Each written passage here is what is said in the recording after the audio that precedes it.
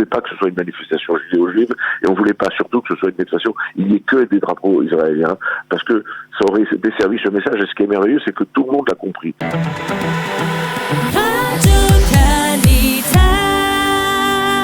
Entre 25 000 et 30 000 personnes étaient hier sur la place du Trocadéro à Paris pour demander que justice soit faite pour Sarah Halimi, manifestation organisée par le CRIF et plusieurs organisations juives et non juives.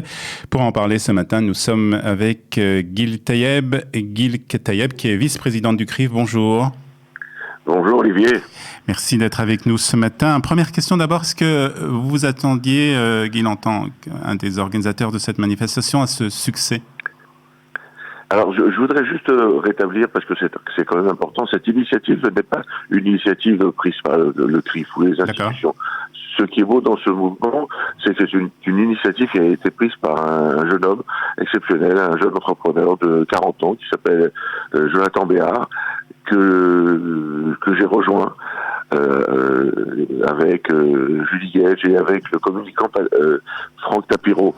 Et évidemment, ensuite, les institutions qui sont toujours au cœur de l'action ont rejoint ce mouvement comme l'ensemble des manifestations. Mais je tenais à spécifier ça parce que c'est pour montrer que ça venait surtout d'une envie et d'un besoin de la base, de ceux qui avaient envie de s'exprimer et qui avaient envie d'agir. Et pour nous, les responsables communautaires, comme vous le rappeliez, j'en suis un depuis de nombreuses années, c'est un bonheur de savoir qu'une nouvelle génération est en train de prendre les commandes et qu'elle est active et qu'elle joint l'acte à la parole. Donc ça, c'était la première chose que je voulais dire, et c'est fondamental.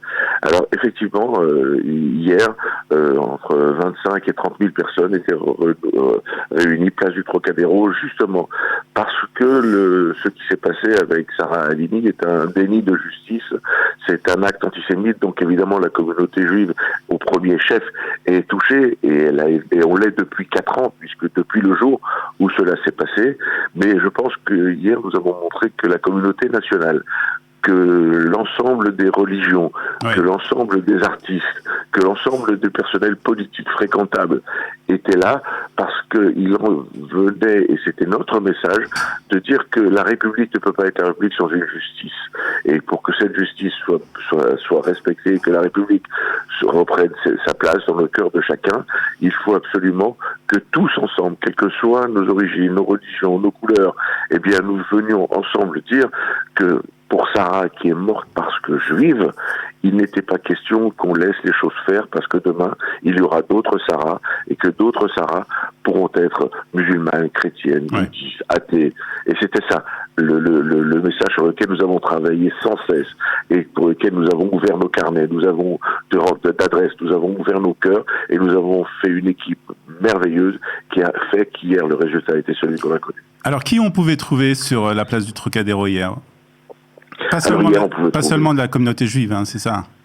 Tout à fait, c'était très important. Évidemment, la communauté juive était majoritaire, mais là, on a été... Vous savez, c'est un moment particulier parce que il y avait on n'espérait pas, on voulait pas que ce soit une manifestation judéo-juive, et on voulait pas surtout que ce soit une manifestation, il n'y ait que des drapeaux israéliens, parce que ça aurait desservi ce message, et ce qui est merveilleux, c'est que tout le monde l'a compris. Il y avait un drapeau israélien, mais il y avait aussi la communauté musulmane qui était présente, il y avait un drapeau kabyle qui montait haut et fort et qui montrait la présence de nos frères kabyles avec nous. Il y avait le monde chrétien qui était représenté, et tous ceux qui étaient dans la foule étaient, comme je disais, à majorité juive, mais ce qu'ils voyaient sur scène était le véritable message qui a été, lui, relayé sur l'ensemble des médias.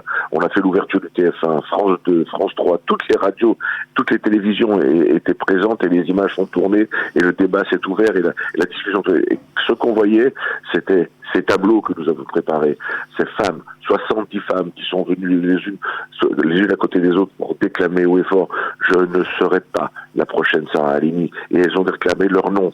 Il y avait Naïma, il y avait Hana, et voilà. C'était ça qui était sur la scène. Ensuite, il y avait le tableau des religieux, des archevêques, protestants, catholiques, des bouddhistes, des orthodoxes, des musulmans, de représentants de la mosquée de Paris, en plein ramadan, des gens qui sont venus nous voir.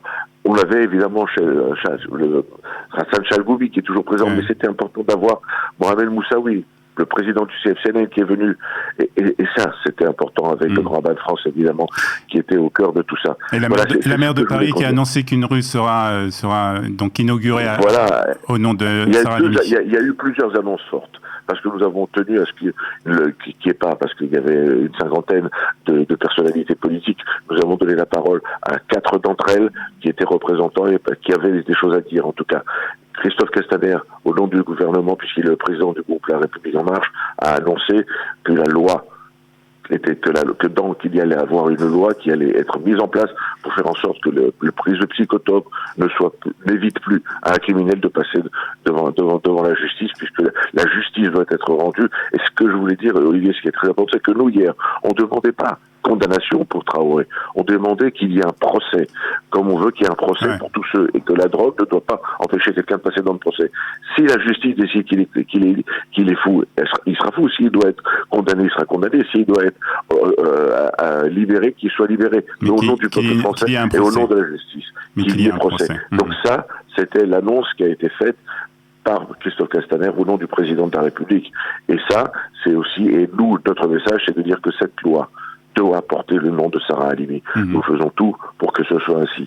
La maire de Paris a annoncé hier que dans une rue, un lieu de Paris porterait le nom de Sarah Halimi et que serait évidemment, comme toutes les victimes de crimes antisémites, qu'on marquera que cette femme a été tuée parce que juive et que c'est un crime antisémite. Donc Sarah et son histoire continueront à raconter une histoire qui nous fait saigner les uns et les autres et qui doit faire saigner l'ensemble de la population française. Pour terminer, Guy Taïeb, est-ce que vous pensez qu'il y a encore quelque chose à faire dans cette histoire de Sarah Halimi? Est-ce qu'il y aura un procès? Est-ce qu'il y a une possibilité qu'il y ait un procès tout de même? Alors, vous savez, dans la logique, quand on arrive à la Cour de cassation et que la Cour de cassation donne son avis, normalement, les choses sont fermées. Mais la seule possibilité pour qu'il y ait des choses, c'est qu'il puisse apparaître des faits nouveaux ou des choses qui ont manqué lors de l'instruction, et on sait qu'il y a des manquements pendant l'instruction, parce que je le disais hier et je le répète sans cesse, Sarah a été tuée une fois par Traoré, une deuxième fois par la juge d'instruction qui a manqué à tous ses devoirs, et une troisième fois par la conclusion de la Cour de cassation. Donc espérons que des choses nouvelles apparaîtront qui permettront la réouverture d'un procès. Ouais, d'ailleurs, je tiens à signaler aussi que cette manifestation fait la une aussi ce matin des journaux israéliens, comme nous le verrons dans quelques instants dans la revue de la presse israélienne. Merci Guy Taïeb, vice-président du CRIF, d'avoir été ce matin avec nous. Merci Olivier et merci à Radio Galita. À bientôt. Bonne journée.